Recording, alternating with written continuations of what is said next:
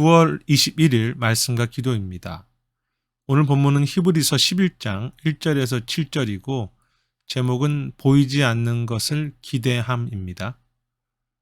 오늘 본문 히브리서 11장은 믿음의 장이라고 불릴 만큼 사랑받는 장인데요. 특히 1절에서 믿음이 무엇인가를 설명합니다.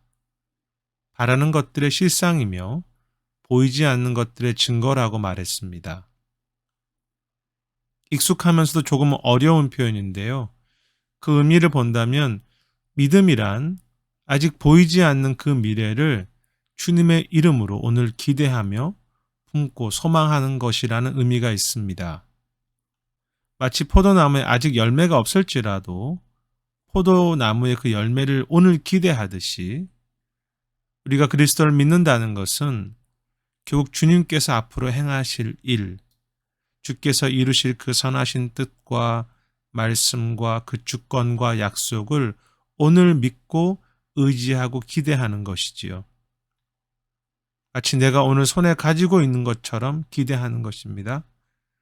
그래서 믿음이란 여러 가지로 표현할 수 있지만 보이지 않는 것을 그리스도의 그 손 안에서, 그리스도 안에서 오늘 기대하며 사는 것이라고 말할 수 있습니다. 하나님의 손, 하나님의 임재, 그 주님의 동행, 주님의 약속, 임마누엘 하심, 그 사랑을 오늘 소망하고 그것이 보이지 않지만 의지하고 기대하는 것입니다. 그런데 그러한 믿음의 특징은 원래 창조 때부터 마찬가지였죠. 3절에 보면 천지 창조도 어떤 물리적인 눈에 보이는 것으로 만드신 것이 아니라 말씀으로 보이지 않는 주님의 주권으로 창조하셨지요. 그것이 시작이었습니다. 모든 창조와 세계. 그렇다면 하나님은 모든 세계를 지금도 그렇게 말씀과 보이지 않는 손으로 인도하시지 않겠습니까? 보이지 않는 것이 보이는 것을 인도합니다. 보이지 않는 주님의 손길과 주권이 보이는, 눈에 보이는 이 땅의 모든 문제들을 이끌고 있는 것이죠. 그래서 신앙 자체는, 우리의 믿음은 그 자체가 벌써 신비이고 은혜이고 기대하지 못했던 것에 대한 놀라움이지요. 눈에 보이지 않는 것을 주님 안에서 오늘도 소망하고 기대해 가는 것. 세상 사람들은 그러한 모습을 뜬구름 잡는 것이라고 말하고 비웃지만 하나님은 그러한 믿음의 사람들을 기뻐하시면서 믿음의 사람들을 찾으시는 것입니다.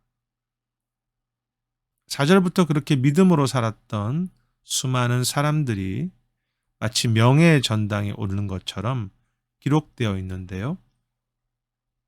믿음의 전당이라고 할까요?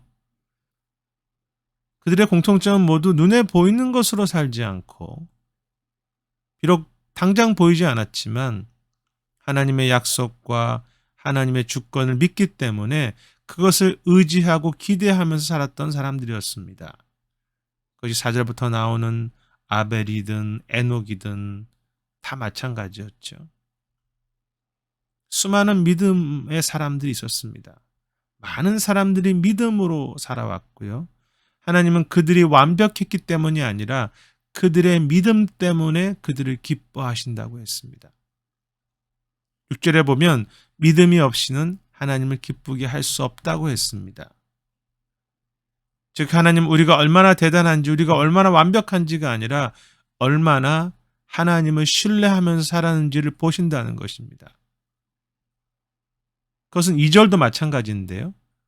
선진들이 이로써 증거를 받았다고 했습니다. 조금 어려운 표현이지만 그 말은 우리의 조상들 믿음의 선배들도 믿음 때문에 하나님께 인정을 받았다는 의미가 있습니다. 하나님이 보시는 것은 하나님을 신뢰하면서 때로 보이지 않지만 그 하나님을 향한 기대와 소망으로 살았던 사람들을 기뻐하십니다. 왜냐하면 사실 그것이 하나님을 하나님 되게 하는 그런 길이기 때문이죠. 정말 하나님이 창조주이시며 선하신 아버지이시고 이 땅을 주관하시는 것을 믿는다면, 그것을 찬양한다면 오늘 우리가 날마다 그분을 소망하고 의지하고 기대해야 하지 않겠습니까? 비록 보이지 않지만. 만일 우리가 기대 없이 내 눈에 보이는 것으로만 그냥 살아가고 있다면, 내 경험으로만 살아간다면 그것은 하나님을 알지 못하는 것이고 하나님의 주권과 통치를 인정하지 않는 것이며 결국 그분을 찬양하지 않는 것이죠. 그래서 하나님은 믿음의 사람들을 기뻐하십니다. 하나님을 하나님 되게 하는 것이기 때문에.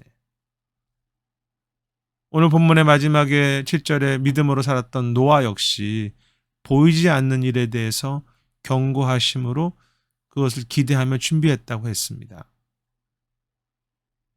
그래서 보이지 않는 것을 기대한다는 것은 늘 좋은 것만은 아니지요. 우리의 마지막을 준비하는 것도 포함되고 주 앞에 설 날을 기대하면서 가는 것, 또 이 땅에 마지막 심판이 있다는 것도 우리가 준비해 가는 것도 다 포함될 것입니다. 그것이 어떤 것이든 믿음은 보이지 않는 약속을, 그 주께서 이루신 미래를 그리스도의 이름으로 주님의 손 안에서 오늘 내가 기대하면서 품고 살아가는 것입니다. 그리고 그 가운데 주신 것이 무엇입니까? 그 약속한 것들이, 보이지 않는 것들이 마치 오늘 내 눈에 보이는 것처럼 바라는 것들의 실상이 되고 보이지 않는 것들의 증거가 되어서 마치 눈에 보이듯이 더 분명해지고 담대하게 되며 주님과 동행하고 그 약속으로 인내하면서 더 담대하게 걸어갈 수 있게 하시는 것입니다. 보이지 않는 것들이 내 눈에 보이는 것처럼 그런 은혜를 주시는 것이죠. 우리에게 그런 축복이 있었으면 좋겠습니다. 주님 안에서 그 모든 선한 보이지 않는 것들을 기대함으로 그것들이 더 분명해지고 더 눈에 보이는 것처럼 그렇게 살아갈 수 있는 신앙이 되기를 원합니다. 그러한 믿음을 주님께서 기뻐하시며 이렇게 많은 사람들을 기억하듯이 우리의 부족한 믿음을 기억하셔서 영광스럽게 그렇게 명예의 전당에, 믿음의 전당에 오르게 하실 것이고요. 이 땅을 살아가는 동안에 지치고 피곤한 삶이긴 하지만 주님의 약속을 기대하고 소망하는 삶. 그래서 지금 보이지 않아도 믿음으로 그 마지막 포도 열매를 소망할 수 있는 감사와 기쁨의 삶으로 우리 하루를 인도하실 것입니다.